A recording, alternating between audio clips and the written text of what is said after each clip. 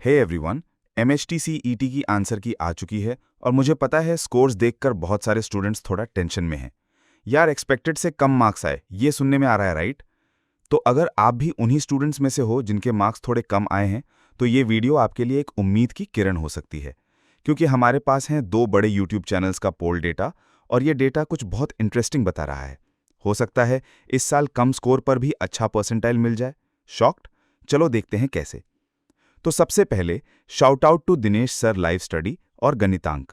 दोनों चैनल्स ने पोल्स किए और हर पोल में लगभग 11,000 स्टूडेंट्स ने वोट किया, मतलब काफी बड़ा सैंपल साइज है ये। इससे हमें एक जनरल आइडिया मिल सकता है कि स्टूडेंट्स का परफॉर्मेंस कैसा रहा है।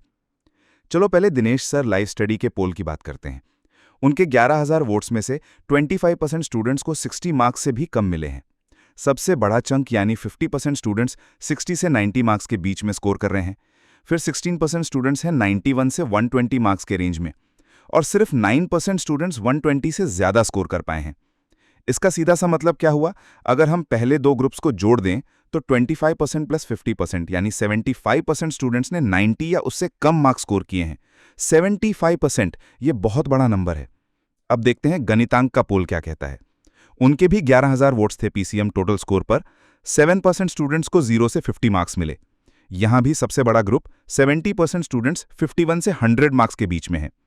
15% स्टूडेंट्स ने 101 से 125 मार्क्स स्कोर किए और 126 से ज्यादा मार्क्स लाने वाले सिर्फ 7% स्टूडेंट्स हैं। तो गणितांक के पोल के हिसाब से 7% प्लस 70% यानी 77% स्टूडेंट्स ने 100 या उससे कम मार्क्स स्कोर किए हैं। देख रहे हो, दोनों पोल्स में ट्रेंड कितना सिमिलर है, एकदम आसपास के फिगर्स। इससे एक बात तो साफ है कि मेजॉरिटी स्टूडेंट्स के मार्क्स 100 से नीचे ही आए हैं। ये डेटा कंफर्म करता है कि आप लोग जो कम मार्क्स बोल रहे हो, वो काफी स्टूडेंट्स के साथ हुआ है। आप अकेले नहीं हो। तो अब आते हैं मेन मुद्दे पर। अगर आपके मार्क्स 100 से कम हैं, तो क्या? पहली बात, जैसा कि हमने देखा, आप मेजॉरिटी में हो। लगभग 75 से 77% स्टूडेंट्स इसी कैटेगरी में हैं।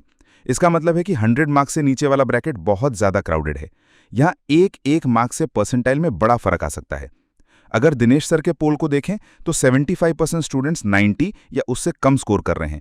तो टेंटेटिवली सिर्फ पोल टेकर्स के बेसिस पर 90 मार्क्स का मतलब हो सकता है अराउंड 75th परसेंटाइल। और गणितांक के पोल के अनुसार 77% स्टूडेंट्स 100 या उससे कम लाए हैं, तो 100 मार्क्स का मतलब हो सकता है 77th परसेंटाइल। अगेन, सिर्फ इन पोल टेकर्स के लिए। लेकिन यहां एक बहुत इंपॉर्टेंट चीज है दोस्तों, और यह है सबसे बड़ी गुड न्यूज। अगर ये ट्रेंड कि ओवरऑल स्कोर्स कम आए हैं पूरे एमएचटीसीटी एग्जाम में वाइड स्प्रेड है, मतलब पेपर टफ था या स्कोरिंग पैटर्न अलग था, तो हो सकता है कि इस साल न्यूमेरिकली कम दिखने वाले स्कोर्स पर भी आपको पिछले सालों के कंपैरिजन में बेहतर परसेंटाइल मिल जाए। ये बहुत क्रूशियल पॉइंट है। अगर सबके ही कम आए हैं तो एवरेज नीचे जाएगा और आपका कम स्कोर भी रिलेटिव रैंकिंग में ऊपर आ सकता है। अब स्पेसिफिकली बात करते हैं उन स्टूडेंट्स की जिनके मार्क्स 60 से 80 के बीच में हैं। ये रेंज दोनों पोल्स के सबसे बड़े सेगमेंट्स में आती है। दिनेश सर के पोल में ये 60 से 90 मार्क्स वाले 50% ग्रुप का हिस्सा है और गणितांक के पोल में ये 70% ग्रुप में आता है, जो कि 51 से 100 मार्क्स के हैं। मतलब ये सबसे ज्यादा डेंसली पॉपुलेटेड जोन है। यहाँ कॉम्पिटिशन बहुत बहुत फियर्स होगा। एक मार्क्स से रैंक में बड़ा उतार चढ़ाव आएगा। लेकिन यहाँ भी वही सिल्वर लाइनिंग है। अगर आपके 60 से 80 मार्क्स हैं तो ये न्यूमेरिकली एवरेज या बिलो एवरेज लग सकते हैं, पर अगर ओवरऑल ट्रेंड लो स्कोर्स का है, जैसा कि ये पोल सजेस्ट कर रहे हैं, तो इन्हीं मार्क्स पर आपको इस साल रिलेटिवली बेहतर परसेंटाइल मिल सकती है। सोचो, दिनेश सर के पोल में 25% लोग 60 से नीचे हैं। अगर आपके 60 से थोड़े ऊपर हैं तो आप ऑलरेडी 25% लोगों से आगे हो। और अगर सभी के मार्क्स कम आए हैं तो एवरेज परफॉर्मेंस की डेफिनेशन ही नीचे शिफ्ट हो जाती है। इससे आपके 60-80 मार्क्स की वैल्यू बढ़ सकती है परसेंटाइल के टर्म्स में। तो कॉलेज एडमिशन का क्या? देखो, जनरल कैटेगरी के स्टूडेंट्स के लिए टॉप गवर्नमेंट कॉलेजेस और इन डिमांड ब्रांचेस जैसे कंप्यूटर साइंस, आईटी में 60-80 मार्क्स पर एडमिशन अभी भी मुश्किल होगा, भले ही परसेंटाइल थोड़ी बेहतर आ जाए। लेकिन दूसरी ब्रांचेस में, प्राइवेट अनएडेड कॉलेजेस में या रिजर्व्ड कैटेगरी के स्टूडेंट्स के लिए थोड़े ज्यादा ऑप्शंस खुल सकते हैं, अगर परसेंटाइल आपके रॉ स्कोर से बेहतर आती है। तो इन पोल्स से ओवरऑल कंक्लूजन क्या निकलता है? एक बात तो पक्की है कि स्टूडेंट्स की एक बहुत बड़ी संख्या ने, कम से कम उन लोगों ने जो इन चैनल्स को फॉलो करते हैं और पोल में पार्टिसिपेट किया, उन्होंने लोअर टू मिडिल रेंज में स्कोर किया है। अगर आपके मार्क्स 100 से कम हैं और खासकर 60 से 80 के रेंज में हैं, तो पहली बात, आप अकेले नहीं हो। बहुत सारे स्टूडेंट्स आपकी ही बोट में हैं।